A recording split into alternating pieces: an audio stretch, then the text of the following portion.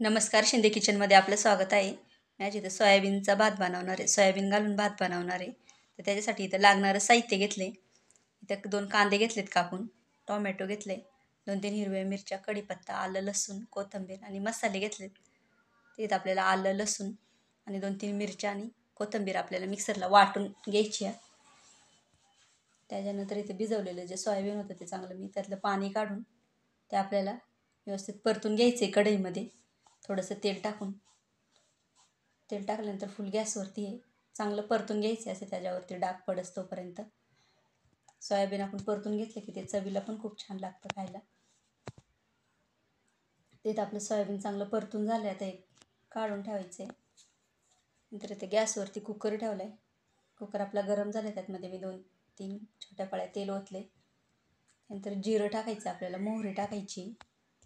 जिरं मोहरी चांगली तडतडल्यानंतर कढीपत्ता घालायचा आहे. त्या कढीपत्ता पण चांगला तडतडला आहे. त्यानंतर आपल्याला कांदा घालायचा आहे.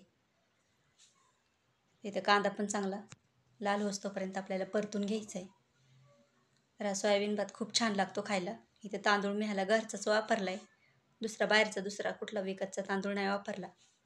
तर इथं कांदा आपल्याला चांगला लाल होईस्तोपर्यंत परतायचा आहे.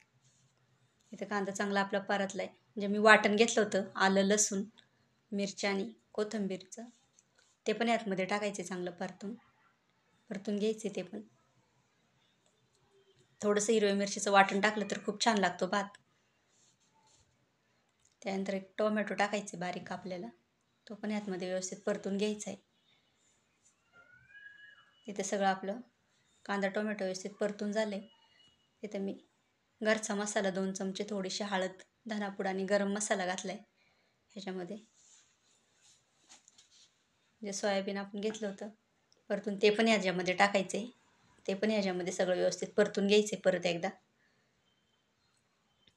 इथे तांदूळ धुवून घेतलेत स्वच्छ, ते तांदूळ घालायचे. हे घरचेच तांदूळ आहेत.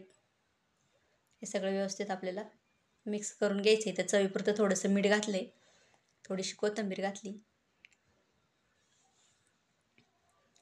आता ह्याच्यामध्ये आपल्याला पाणी वतायचं. पाणी जास्त नाही वतायचं, तांदळाच्या अंदाजानेच पाणी वतायचे. इथे मी 1.5 ग्लास पाणी ओतले ह्याच्यामध्ये 1.5 ते 2 ग्लास पाणी ओतले. आता गॅसवरती आपल्याला फुल गॅसवरती 3 शिट्ट्या करून घ्यायच्यात. इथं आपला सोयाबीन भात तयार झाला आहे. सगळं आपल्याला मिक्स करून घ्यायचं आहे. थोडीशी कोथिंबीर टाकायची. तर आपला सोयाबीन भात तयार झाला आहे. तुम्हाला जर माझी रेसिपी आवडत असेल तर लाईक करा, शेअर करा, सबस्क्राईब करा.